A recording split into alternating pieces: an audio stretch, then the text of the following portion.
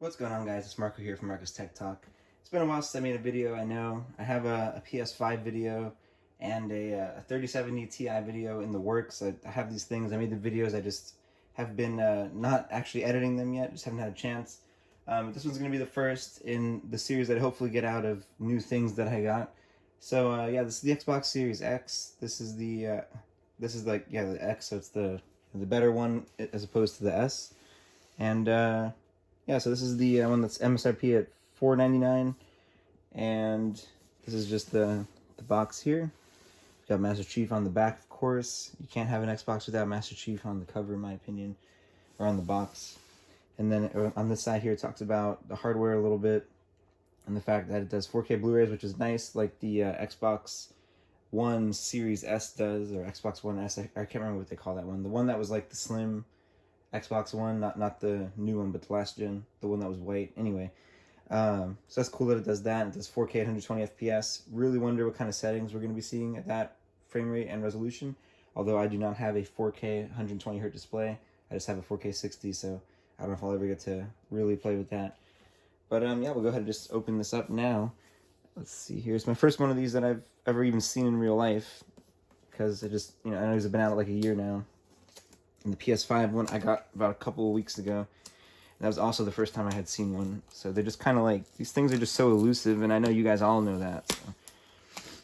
But luckily I wasn't really looking for one of these. It kind of just happened that I found one for MSRP, and I was like, okay, I'll get that. So I wasn't like spending the year sweating over looking for it like I was for a 30 series, which was incredibly annoying. So, so yeah, let's go ahead and continue this. Looks like we just want to maybe keep opening it up here. Alright, finally, after messing with this for long enough, I got this open. So, that's great. Go ahead and move this aside. And I guess this is the Xbox here, Power Your Dreams. Had to turn this over on the side, sorry. But I just don't have room here. So we'll go ahead and pull this out. That's super heavy. Was not expecting that, actually. PS5 is like, I guess, it's probably, well, it might be the same, honestly. It's just that's a lot smaller, so it's a little more massive feeling. So, we got the Xbox One out of there. I wonder if they give you, like, stuff to plug it in with. Probably in here. Yep, here we go. We got an HDMI cable here. Awesome. And then our power cable. And then I guess we need a controller, so there should be one here, too. Yep. And from my understanding, these just work with Xbox One controllers, which is nice, because I have so many of those for a PC, so I should have hopefully never have to buy another one of these ever.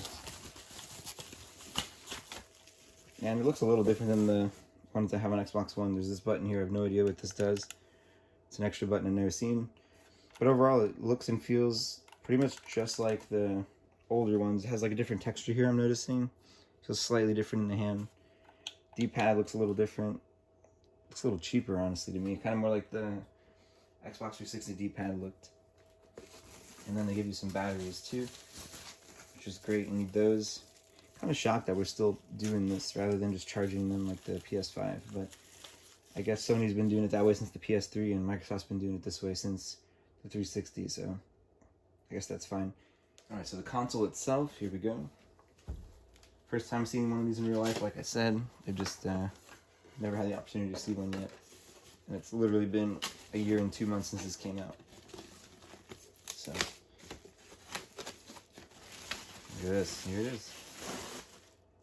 Nice. So this one already has like a slight nick in the plastic there. I guess that's fine. It's whatever. Not a big deal. It's so heavy though. Man. Like, for what it is, it just feels massive. So on the back here, we've got 2 USBs, an HDMI out, and Ethernet and storage expansion. I've never seen an expansion slot like that. On the bottom, we've got our stand, of course, and then it almost looks like we can place it on its side if we want, which I thought you weren't supposed to, but maybe that's the way their marketing always shows it like this, so I assume you're supposed to keep it like that. I don't know. Anyway, alright guys, well that's going to sum up the video. I appreciate you watching. Please remember to like the video and subscribe to the channel. Thanks a lot.